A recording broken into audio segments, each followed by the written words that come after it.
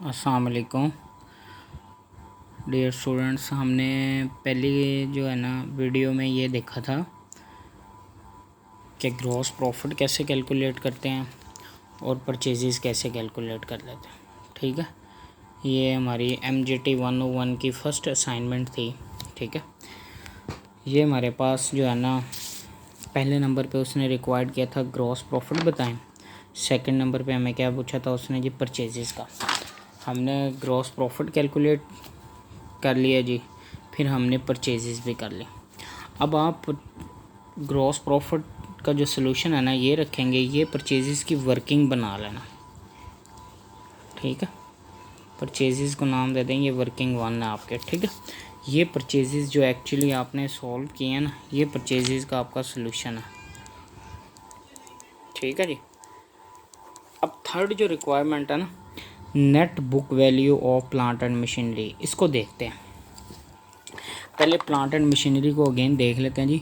Plant and machinery का आपके पास balance था 1 लाख और एक्यूमुलेटेड प्लांट एंड मशीनरी जो है ना वो 20,000। ठीक है जी। अब उसने एडिशनल इंफॉर्मेशन में ये बताया, in addition to the value of plant and machinery given in the above information, one machine costing ₹30,000 was bought on 1 April 2021। भाई उसने 1 अप्रैल 2021 को एक और मशीनरी परचेज़ की है 30,000 की। भाई जो 30,000 की उसने मशीनरी परचेज़ किया वो 1 अप्रैल को परचेज़ की है, लेकिन हमारा जो डाटा एंड हो रहा है वो किस डेट को एंड हो रहा है जी, 30 जून 21 को। ठीक है, तो 1 अप्रैल 21 से लेकर 30 जून 2021 तक कितना टाइम पीरियड बनता है भाई, 3 मंथ। इसका मतलब हम जो है ये जो नई मशीनरी उसने परचेज़ की है 30,000 की, इसके ऊपर आप पूरे साल की डेप्रीसिएशन नहीं कैलकुलेट करोगे बल्कि 3 मंथ की कैलकुलेट करेंगे। अच्छा, नेक्स्ट वो डेप्रीसिएशन के लिए क्या मेथड बताता है वो ज़रा रीड कर लेते हैं। कहता है basic policy of charging depreciation is time proportion on the basis of use, plant and machinery is depreciate at 10% per annum on straight line method या original cost method. Straight line method या original cost method ये होता है कि हर साल आपने depreciation उस value के ऊपर चार्ज करनी है जिस वैल्यू का एसेट परचेज़ किया। तो भाई प्लांट एंड मशीनरी 1 लाख की थी और जो नई आपने परचेज़ की वो कितने की परचेज़ की जी, 30,000 की। अब कुछ इस तरह से कैलकुलेट करते हैं, पहले वर्किंग कर लेते हैं, इसकी ज़रा समझ लें, वर्किंग कर लें। ये आपके पास ना वर्किंग नंबर 2 हो जाएगी। ठीक है जी, और ये वर्किंग 2 किसकी हमने करनी है जी, प्लांट एंड मशीनरी की। ठीक है जी, इसको देखते हैं। देखो आपके पास प्लांट एंड मशीनरी की 2 वैल्यू हैं, एक आपके पास है ओल्ड और एक आपने न्यू मशीनरी परचेज़ की। जो ओल्ड प्लांट एंड मशीनरी है ना उसकी आपके पास ओरिजिनल कॉस्ट है जी 1 लाख, और जो नई मशीनरी आपने परचेज़ की है उसकी आपके पास कॉस्ट है जी 30,000। अब उसने क्वेश्चन में हमें मेंशन कौन सा मेथड किया गया है कि जी स्ट्रेट लाइन मेथड के मुताबिक करना है, और वो डेप्रीसिएशन रेट क्या बताया, 10% पर है ना। जो पुरानी मशीनरी है 1 लाख भाई वो आपका पूरे साल यूज़ हुई है, तो इसलिए आप डेप्रीसिएशन पूरे साल की लेंगे 1 lakh multiply by depreciation rate 10% per annum, तो आपके पास डेप्रीसिएशन जो आ जाएगी वो 10,000 आ गई। ये जो डेप्रीसिएशन आई है ये ओल्ड है, depreciation on old plant and machinery. ठीक है जी, और जो नई मशीनरी आपने 30,000 की परचेज़ की है ये तो पूरा साल यूज़ नहीं हुई। 30,000 मल्टीप्लाई बाय डेप्रीसिएशन रेट 10% पर है ना। अगर हम इस तरह कैलकुलेट कर लेंगे 30,000 का 10%, तो ये इसका मतलब है कि भाई आपने डेप्रीसिएशन पूरे साल की चार्ज कर दी है। भाई ये वाली जो मशीनरी आपने परचेज़ की है 30,000 की, ये आपने किस डेट को परचेज़ की है, 1 अप्रैल से।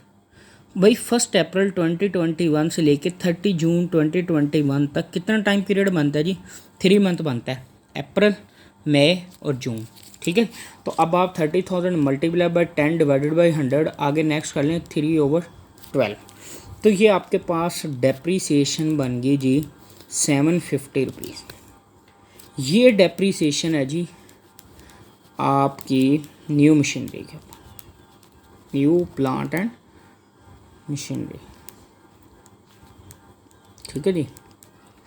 अब टोटल आपके इस साल की जो डेप्रीसिएशन होगी ना, depreciation on current year,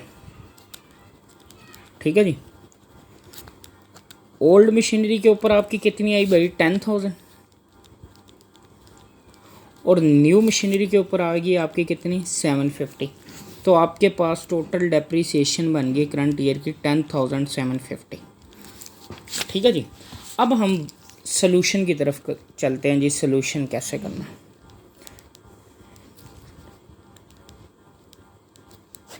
required क्या था जी, net book value of plant and machinery. अब यहाँ पे लिखें जी सबसे पहले net book value of plant and machinery. इसको देखते हैं जी कैसे, इससे देख, ये सॉल्यूशन है हमारा। आप सबसे पहले लिखें जी प्लांट एंड मशीनरी, ठीक है जी। पहले का आपके पास प्लांट एंड मशीनरी का बैलेंस कितना जी 1 लाख। अब इसमें कितना एडिशन हुआ, प्लस का साइन लगाएं जी, जितना आपका एडिशन हुआ, एडिशन हुआ आपका 30,000। ठीक है जी। टोटल आपके पास बैलेंस था प्लांट एंड मशीनरी का 1,30,000। अब इसमें से हम लेस कर लेते हैं जी एक्यूमुलेटेड डेप्रीसिएशन। हमने पहले भी पढ़ा था कि भाई एक्यूमुलेटेड डेप्रीसिएशन क्या होता है, लास्ट ईयर्स की जो डेप्रीसिएशन होती हैं और प्लस करंट ईयर की डेप्रीसिएशन। लास्ट ईयर की अब तक डेप्रीसिएशन कितनी हो गई है ये उसने बताया हुआ है, accumulated depreciation plant and machinery कितना बैलेंस है भाई 20,000। तो आप एक्यूमुलेटेड डेप्रीसिएशन लास्ट ईयर्स की लिख लें जी 20,000। अब इसके अंदर आपने ऐड करना है करंट ईयर की डेप्रीसिएशन। ये करंट ईयर की डेप्रीसिएशन ये आपने जो वर्किंग 2 से फाइंड आउट कीजिए। प्लांट एंड मशीनरी की जो ओल्ड मशीनरी थी उसकी आपके पास रीजनल कॉस्ट थी 1 लाख, 1 लाख का 10% लिया 10,000 आई। जो न्यू मशीनरी परचेज़ की 30,000, ये आपके 3 मंथ यूज़ हुई, उसके ऊपर डेप्रीसिएशन कैलकुलेट हुई 750। तो टोटल आपके पास पुराने वाली मशीनरी की और न्यू वाली मशीनरी की टोटल डेप्रीसिएशन बनी थी 10,750। ये करंट ईयर की डेप्रीसिएशन है। ये कहाँ से है जी, वर्किंग नंबर 2 से। यहाँ पे वर्किंग 2 मेंशन कर लें और इसमें लिख लें 10,750। ठीक है जी। ये 20,000 और प्लस 10,750 ये आपके पास बन गया जी 30,750। ये टोटल आपके पास प्लांट एंड मशीनरी का बैलेंस शो हो रहा था, उसमें से आपने लेस करने थी क्यूमुलेटेड डेप्रीसिएशन जो लास्ट ईयर और करंट ईयर की ऐड होकर बनी 30,750। इस 1,30,000 में से ये 30,750 लेस कर लें तो आपके पास net book value of plant and machinery आ जाएगी। Net book value plant and machinery. अब इसको जी कैलकुलेट कर लेते हैं हम। ठीक है जी, देख लेते हैं जी कितना बैलेंस आपके पास आता है। 1,30,000 इसमें से लेस कर दें जी 30,750। ये आपके पास आएगा 99,250। ये आपके पास आएगा जी 99,250। ये आपके पास net book value of plant and machinery आ गया। ठीक है जी। अब क्वेश्चन की जो 4 वाली रिक्वायरमेंट है, कहता है sundry debtors to be presented in the balance sheet. कि भाई सन्ड्री डेटर का बैलेंस भी बताएं कि जो आपने बैलेंस शीट में रिपोर्ट करना है। ये क्वेश्चन की 4 वाली रिक्वायरमेंट। तो अब आप पहले मेंशन कर लें जी 4 क्या जी, सन्ड्री डेटर्स आपने कैलकुलेट करना है। क्या कैलकुलेट करने हैं, sundry debtors.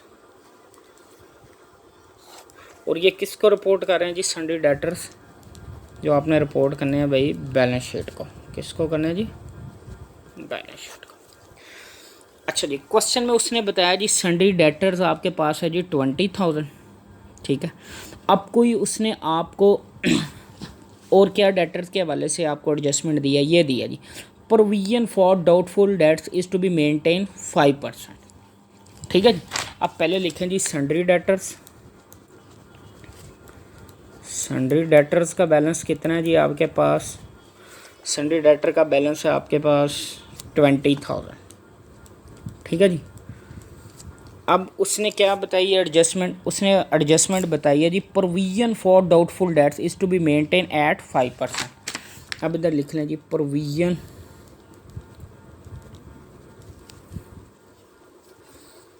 For doubtful dates,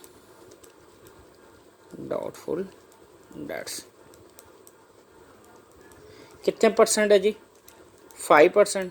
20,000 multiply by 5 divided by 100 कर लें, इसको सोल्व कर लेते हैं जी। 20,000 का 5% ले लेते हैं, 20,000 मल्टीप्लाई बाई 5 डिवाइडेड बाई 100, तो आपके पास आ गया जी 1,000। आपके पास कितना बैलेंस आ गया जी 1,000। तो 20,000 में से 1,000 लेस कर दे, रिमेनिंग आपके पास बैलेंस आ गया जी 19,000। ये जो 19,000 होगा बैलेंस, ये आपने बैलेंस शीट को रिपोर्ट करना चाहिए।